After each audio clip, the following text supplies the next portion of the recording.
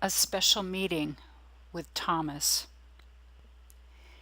It was a Sunday night when the group of fearful, emotionally drained disciples had gathered together behind closed doors. Everyone but Thomas was there from their close-knit group. Suddenly, Jesus was in their midst. There had been no knock at the door. He was just there. Without delay, Jesus showed them the holes in his hands, his feet, and his sides. Then, to break their frozen expression of shock, he asked them for something to eat. Jesus appeared as alive as ever. God had raised him from the dead just as Jesus said he would. They didn't understand it at all, but they could see with their eyes that Jesus was back and eating. Jesus next commissioned his disciples for the work ahead.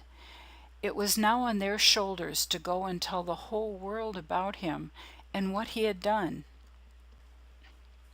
He had died for our sins against other men and God. He had set us right with God, and by our choice we could now walk in peace with him. Then he breathed his Spirit on them so that they could have his presence and power to accomplish their task. Their fear and sadness turned to joy, and then Jesus was gone. When the disciples met Thomas the next day, they were brimming over with the good news that Jesus was alive.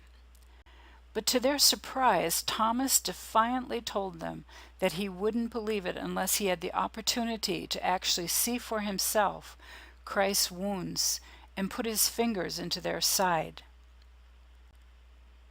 Had Thomas missed that important first meeting with Jesus because he was already hiving off from the group? Maybe in his mind things were over and it was time to move on. We do miss a lot when we neglect to meet with others for learning, prayer, and worship. Ever since this time, Thomas has been labeled the doubter, but maybe skeptical was more of what Thomas was.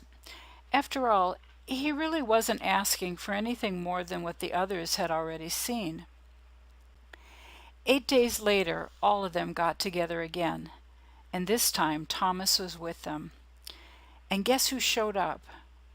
Let's listen in on their meeting. A week later, the disciples were together again indoors, and Thomas was with them. The doors were locked, but Jesus came and stood among them. Peace be with you. Put your finger here and look at my hands.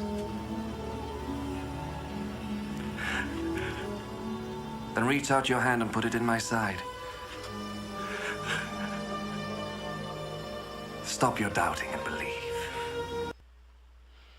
Thomas didn't need any more than that. Jesus had come in a way that answered his questions and revealed all that he needed to know. His response, "My Lord and my God."